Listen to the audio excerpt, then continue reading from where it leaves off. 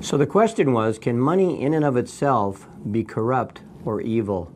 Here's my suggested solution. I believe the answer is no. Why? Because money is neither moral nor immoral. Money is neither spiritual nor unspiritual. Money can be used to further God's kingdom, or it can be used for purposes that are clearly contrary to God's word. In a sense, money is neutral, as there is nothing inherently good or bad about money in and of itself. Further, it is God who created the money.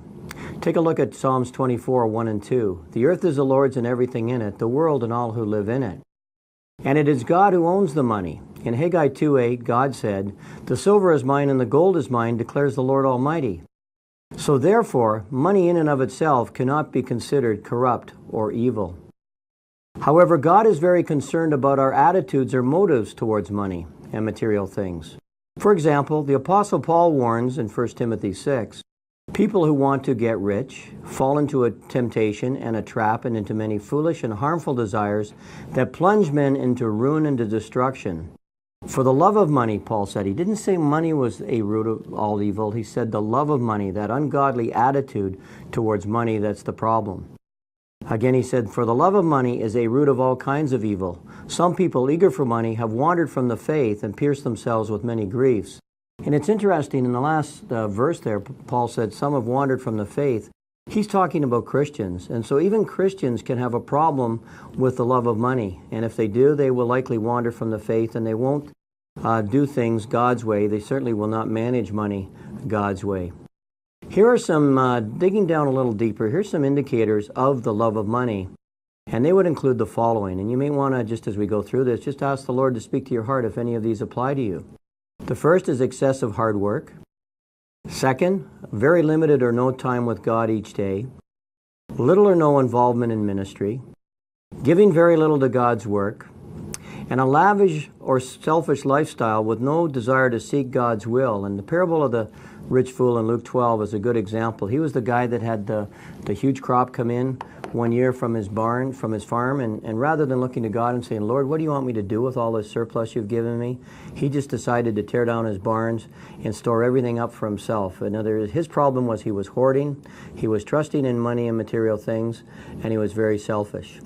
And I'd say there's one other one, and that is excessive debt, particularly when an individual or couple have spent more than they've earned and they've accumulated debt over especially a long period of time. If you're consistently spending more than you're making over a fair length of time, it indicates that you're not living within the income that God has provided to you.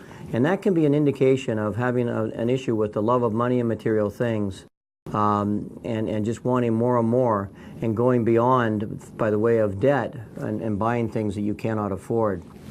So regardless of how much money and material possessions you accumulate, the attitude of the love of money will never be satisfied. In Ecclesiastes 5:10, God warns us, whoever loves money never has money enough. Whoever loves wealth is never satisfied with his income. If you dig deeper, the root cause of the love of money is really a spiritual problem, in that the individual is putting the desires for money and material things ahead of God. Jesus warned, no one can serve two masters. Either he will hate the one and love the other, or he will be devoted to the one and despise the other. You cannot serve both God and money, Jesus said. In other words, he's saying that money can easily be a competitor in your relationship with God and just in your priorities. And unfortunately, even many Christians are serving money and material things without realizing it.